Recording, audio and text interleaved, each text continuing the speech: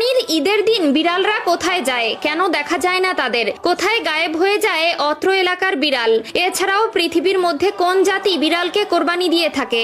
এছাড়াও বিড়াল কিভাবে ভূমিকম্পের আগাম বার্তা বুঝতে পারে এবং তার মালিককে রক্ষা করে? এছাড়াও যারা বিড়াল পালন করে তারা কিভাবে ব্রেইন স্ট্রোকের হাত থেকে বেঁচে যায় তা কি আপনার জানা আছে? এমনকি রাসূলুল্লাহ সাল্লাল্লাহু আলাইহি ওয়াসাল্লাম আজ থেকে 1400 বছর আগে এই বিড়াল সম্পর্কে কি বলে গিয়েছিলেন সেটা কি আপনার জানা আছে? প্রিয় দর্শক, আজকের এই ভিডিওটি অতীব গুরুত্বপূর্ণ হতে চলেছে। অনেক অজানাকে জানতে পারবেন আপনারা এই ভিডিওর মাধ্যমে। তবে তার আগে যদি আপনি বিড়াল পছন্দ করেন কিংবা আপনার বাসায় বিড়াল থেকে থাকে তবে খুশি মনে কমেন্ট করবেন আলহামদুলিল্লাহ, এবং এই আলহামদুলিল্লাহ বলার কারণটাও এখন আমি ব্যাখ্যা করব। প্রিয় দর্শক, আমরা সকলেই জানি প্রিয় নবী সাল্লাল্লাহু আলাইহি ওয়াসাল্লাম বিড়াল ভালোবাসতেন।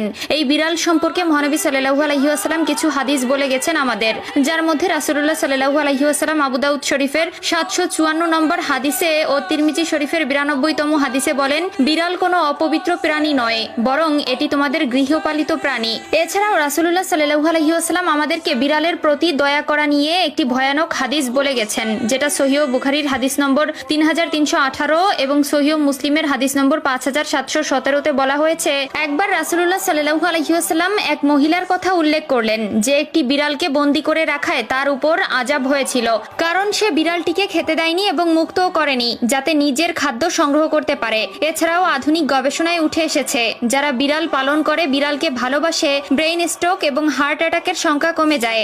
এছাড়াও বিজ্ঞানীরা বলছেন বিড়ালের শ্রবণ শক্তি অন্য সকল প্রাণী থেকে একটু প্রখর, যার মাধ্যমে তারা অনেক দূরের জিনিসও খুব সহজে শুনতে পারে। এমনকি যদি ভূমিকম্প হয় তার 10 থেকে 15 মিনিট আগে ভূপৃষ্ঠের তলের প্লেটের বিন্দুমাত্র শব্দও তারা শুনতে পায়, যার ফলে তারা আগে থেকেই সাবধান হয়। আধুনিক বিজ্ঞান গবেষণা করে আরো পেয়েছে যে যারা অল্পতেই নেগেটিভ মাইন্ডেড হয়ে পড়ে তাদের সামনে যদি সেই সময় কোনো বিড়াল ছেড়ে দেওয়া হয় কিংবা সেই ব্যক্তির পোষা বিড়াল থেকে থাকে তবে সেই বিড়ালের দিকে তাকালেই নেগেটিভিটি কেটে যায়। এছাড়াও যারা কালো জাদু করে বা কালো জাদু অধ্যয়নরত অবস্থায় থাকে তারা তাদের এই শক্তিকে বৃদ্ধি করার জন্য কালো রঙের কোনো বিড়াল পেলেই সেটি কোরবানি করে দেয়। তাদের বিশ্বাস এটি কালো জাদুকে আরো প্রখর করে তোলে এবং কোরবানির ঈদের দিন তেমন একটি বিড়াল দেখা যায় না। এর কারণ হলো বৈজ্ঞানিক গবেষণায় উঠে এসেছে যে বিড়ালের খাদ্য হজম শক্তি কম থাকায় আঁশ জাতীয় খাদ্য হজমে বেগ পেতে হয়, যার ফলে কোরবানির ঈদের কয়েকদিন মাছ মাংসের হাড়গোড় এমনকি মাংস অত্যাধিক পরিমাণে খাবার ফলে তাদের বমি সহ বদ হজম হয়